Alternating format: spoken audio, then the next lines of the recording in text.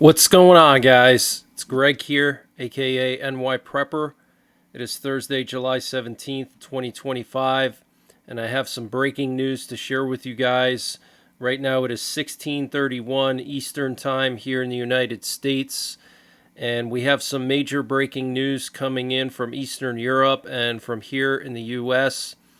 So what you're looking at here is a live flight tracker, and we have U.S. nuclear forces on high alert this afternoon. For some reason, the U.S. nuclear forces have been tuning their antennas all afternoon. They've been transmitting carrier wave signals, which are basically antenna tuners, and they've been doing that for the last few hours. They've been doing a lot of radio checks, and some of these carrier wave signals have been strong, some have been weak, which indicates that they've been tuning antennas across the entire U.S. Strategic Command area of responsibility, basically global, okay? So they're tuning all their antennas across the world. That is very unusual, guys. Also, we currently have a U.S. Navy sub-hunter that flew towards the Kola Peninsula in Russia. That's where Russia has 2/3 of their nuclear-armed submarines at the Yagelnaya naval base. So our sub-hunters are keeping an eye on Russian subs at their main submarine base, nuclear-armed subs. So we're trying to determine Russia's force posture by seeing how many subs are at port. We can determine how many subs are actually deployed at sea. And we also have a U.S. Nuclear War Command and Control plane airborne right now over North Dakota. And we also have a U.S. AWACS plane looping over Fairbanks, Alaska, which is very unusual. It's doing this figure 8 loop here. Check that out, just north of Fairbanks. And basically what it's trying to do is keep an eye on the Arctic here and also on Russia to see if there's any incoming missiles from Russia. So, guys, our nuclear forces are on very high alert. Remember, a few days ago, the news came out that Trump told Zelensky to hit Putin's hometown, St. Petersburg, Russia, with American long-range missiles. Trump is going to be selling Europe the best long-range missiles that the U.S. has for Ukraine to use inside of Russian territory, and that is one of Putin's red lines. Now, in addition to this, we also had Russian Doomsday planes fly to a Russian Doomsday bunker 2 nights ago. So they went to Magnitogorsk, which is the nearest large city with an airport or airstrip close to Mount Yamantu in the southern Urals. And if you're not familiar with Mount Yamantu, it's a massive Russian doomsday bunker that's underneath a several thousand foot high granite mountain in the Ural Mountains, okay? And that's one of Putin's doomsday bunkers. So we had at least 3 Russian VIP planes or doomsday planes fly to Mount Yamantu 2 nights ago, and then there was also one last night that went there as well. This is extremely rare and extremely concerning, and basically what they're doing is they're moving Putin to a safer location because they anticipate that Ukraine is going to start striking St. Petersburg and Moscow with drones and missiles, and maybe they're afraid that Ukraine may try to take out Putin or some other Russian VIP with these American weapons, okay? So they're definitely planning for an escalation. And here's a closer shot of these Russian VIP planes. You can see they all landed in Magnitogorsk, which is the nearest large town or city close to Mount Yamantu, which is right near Beloretsk in Russia, that little tiny town there, okay? So this is very, very serious. And then also last night, interestingly, we had a U.S. missile detecting plane fly into the Canadian Maritimes It flew from the headquarters of U.S. Strategic Command in Omaha, Nebraska, all the way to Nova Scotia, close to Newfoundland, and then it flew back towards Cape Cod. This is extremely rare, and these planes specifically can detect the trajectories and track the trajectories and record telemetry of ballistic missiles, okay? So this suggests some kind of threat to the U.S. that they would deploy this thing in the middle of the night all the way out to Nova Scotia. And earlier today, we had two B-52 nuclear bombers airborne. One of them was getting aerially refueled over the Ozarks. One of them was flying over the Dakotas. So our nuclear forces are on very high alert. And Russia has moved VIPs, possibly Putin, to Mount Yamato. And then here you can see the antenna tuning that was taking place earlier this afternoon. So this is very, very concerning. We had a 7.3 magnitude earthquake off the coast of Alaska, and we've had several dozen aftershocks today. There was a tsunami warning that was triggered by this 7.3 earthquake, and we had numerous strong aftershocks, including a 5.7 earlier this morning, and then a 5.3, a 5.2, a 4.5, a 4.5, and a 5.2. Those are some of the strongest aftershocks of this earthquake, but you can see all these aftershocks, and they're still coming in right now. Okay, so this is very, very serious. And here we have some footage coming from Alaska. They had tsunami warning sirens sounding earlier yesterday.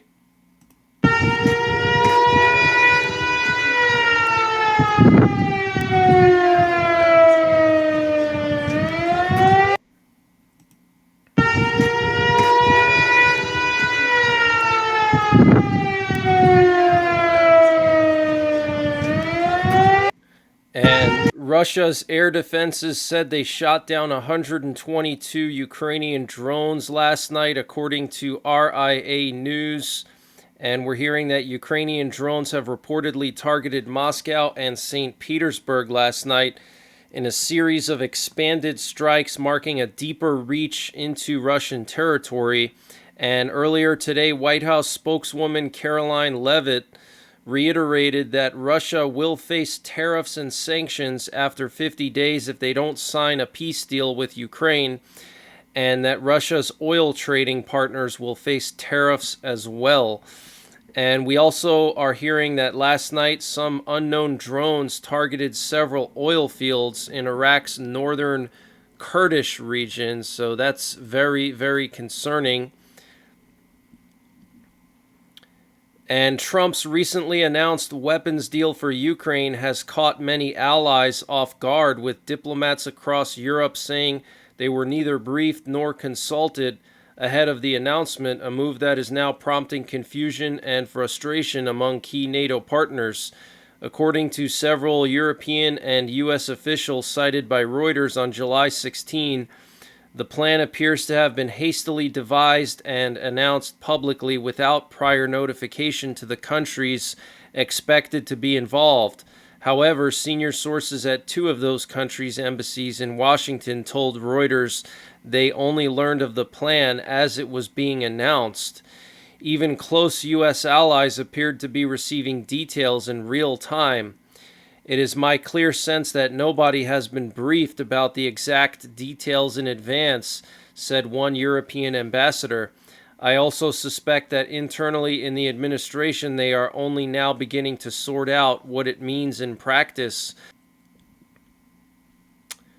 Some officials, however, expressed early enthusiasm. We are ready to participate, said Danish Foreign Minister Lars Rasmussen, who told reporters this on Tuesday in Brussels ahead of a European Union ministerial meeting. So, wow. So Trump did not inform NATO allies. And Trump has been diagnosed with a benign and common vein condition known as chronic venous insufficiency after he noticed swelling in his legs, White House Press Secretary Caroline Leavitt announced Thursday. Levitt said the president underwent a thorough health examination after he announced mild swelling in his legs, and the examination revealed no evidence of more serious conditions like deep vein thrombosis or arterial disease. Levitt said the president's physician says he remains in excellent overall health. And this update was sponsored by EMP Shield. Guys, EMP Shield has created a special discount just for you, the listeners of the NYPrepper channel. If you go to empshield.com and use the promo code NYPrepper, you can get 15% off your entire order. And why do you need an EMP Shield? Well, this is a special device to protect your vehicle, your RV, your solar generators, your radios from an electromagnetic pulse, which could be caused by a solar flare or potentially a rogue country like North Korea detonating an electromagnetic pulse weapon over the United States that's mounted onto a satellite. So protect your vehicles, protect your RV, protect your radios, protect your generators with an EMP Shield. Use my promo code NYPrepper to get 15% off. Installation is super simple. This is a veteran-owned business, 100% American-made, and the EMP Shields have been tested by the military, okay? And free shipping is included to the entire continental United States. And the link and the promo code are in the description below this video. And Russia intentionally struck a Polish-owned factory in Ukraine, Warsaw's foreign minister said on Wednesday. Russia launched drones at a Polish flooring factory in the central Ukrainian city of Vinnytsia, operated by the Barlinek Group, headquartered in the Polish city of Kielce. Poland Foreign Minister Radosław Sikorski said in a statement posted to X, "The plant manager told me just now that it was deliberate." Sikorsky said, Newsweek has contacted the Russian Defense Ministry and the Barlinek Group for comment via email. Ukraine's State Emergency Services said early on Wednesday local time that 8 people had been hospitalized after Russian drone strikes on 2 civilian industrial facilities and 4 residential buildings in Vinnytsia. The uncrewed aerial vehicles caused large-scale fires, Ukrainian authorities said. 2 people were severely burned, Sikorsky said. A local official in Vinnytsia said 5 people had received burns categorized as severe for 3 people. Sikorsky, speaking to the media alongside Ukrainian Foreign Minister Andriy Sybiha, said the strikes came from 3 directions. Sybiha said the targeting of the factory was another barbaric attack by Russia. So this is absolutely huge news, guys. Okay, Russia striking a Polish flooring factory in Ukraine. Absolutely crazy. And yesterday there was a big outage at the Barracuda Managed Security Service Provider. This is a company that provides cybersecurity services to corporations with services such as firewalls and continuous security monitoring of networks. And they had some kind of a hack yesterday. And the U.S. Secretary of State Marco Rubio said that they have reached a ceasefire agreement in Syria. Syria confirmed yesterday the army's withdrawal has begun. The Syrian army has begun their withdrawal from the Soweto government of southern Syria as part of the agreement brokered by the U.S. between the Druze and Syria. Syrian sources reported 700 Syrian personnel confirmed dead so far in the recent clashes with Israel and Israeli-backed forces. And the U.S. State Department said today that the U.S. did not support Israel's recent action in Syria. And we're hearing some reports just in the last hour of renewed airstrikes in southern Syria by Israel in the city of Soweto. This is where the Druze people live, and the Syrian army basically wants them to assimilate into Syria. They're sort of like separatists. So Israel's basically supporting these separatists, and the U.S. is not happy about that, and obviously Syria isn't either. And the Syrian president held calls with the Saudi crown prince and the Turkish president and the Qatar Emir to discuss the recent developments in Syria, especially in southern Syria. The leaders expressed full support for Syria's unity and condemned repeated Israeli attacks on Syrian territory, calling them dangerous escalations that threaten regional stability. They reaffirmed their rejection of foreign interference and stressed the importance of Syria's sovereignty, stability, and the safety of its people.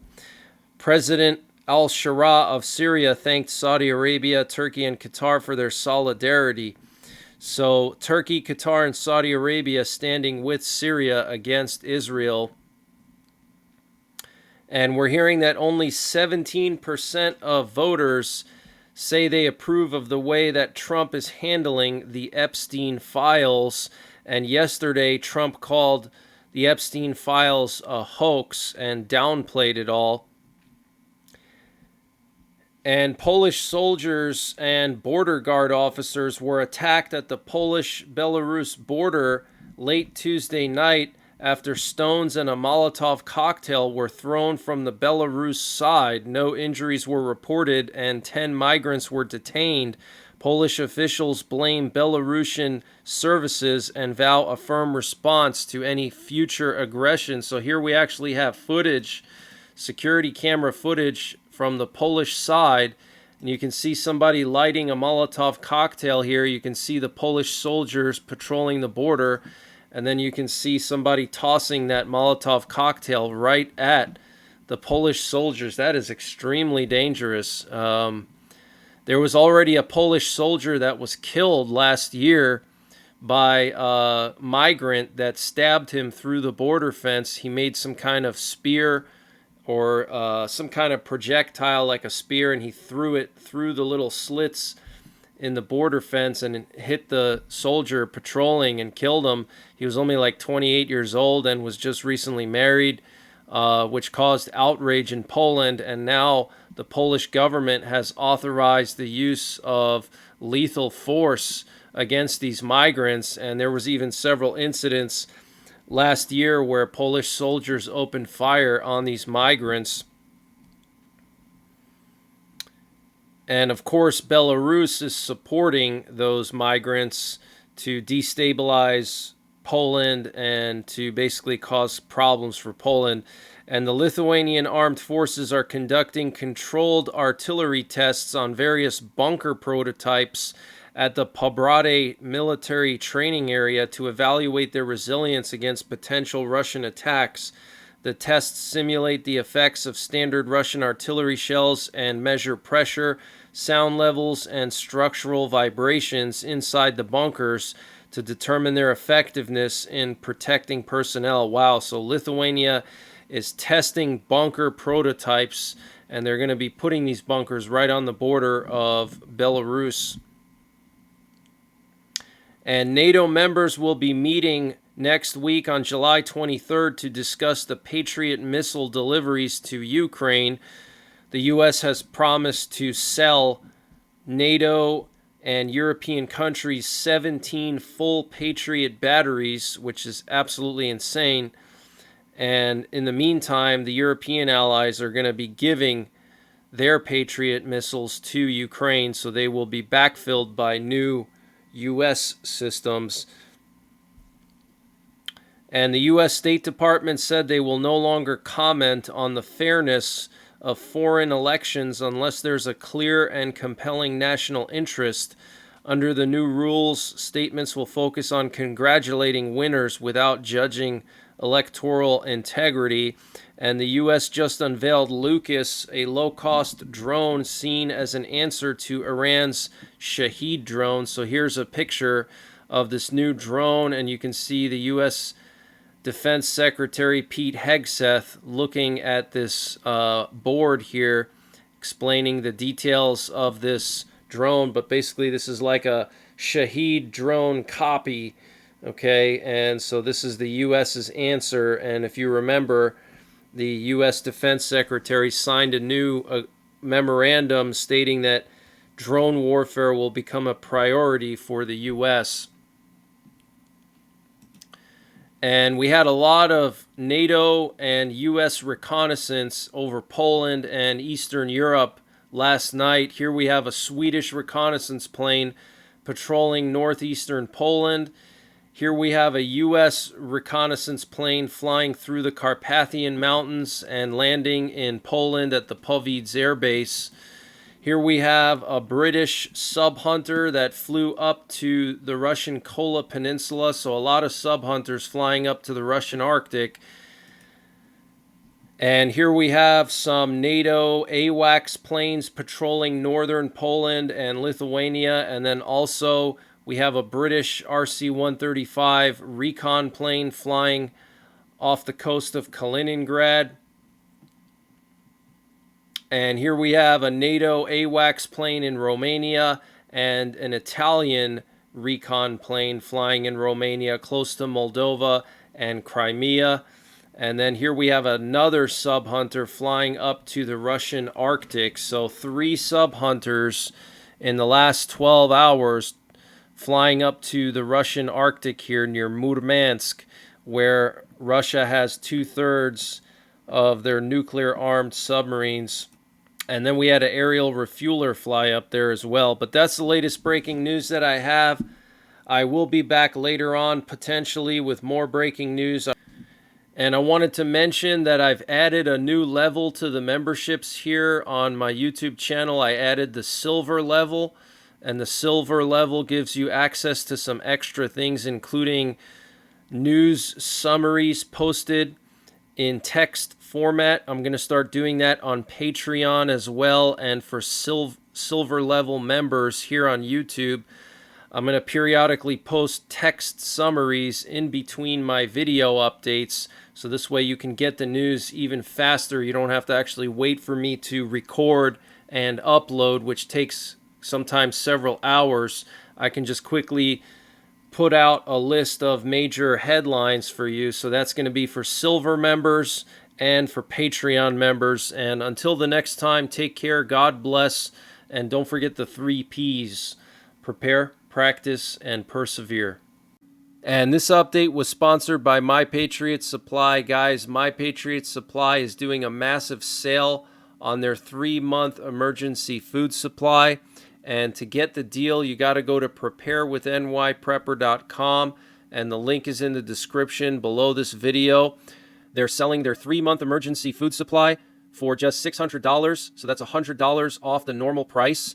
And this is 3 months of food at 2,000 calories per day, has a shelf life of up to 25 years, and all of this is packed into 6 rugged water-resistant buckets, and free shipping is included. And they're also offering a disaster replacement warranty, so if your food supply gets destroyed by a natural disaster, they'll replace it for you with no charge. And they also will provide you with free survival books and information, including a natural disaster field guide, a survival Bible digital copy. So use the link preparewithnyprepper.com to get $100 off the NYPrepper Supply 3-month emergency food supply, and the link is in the description below this video.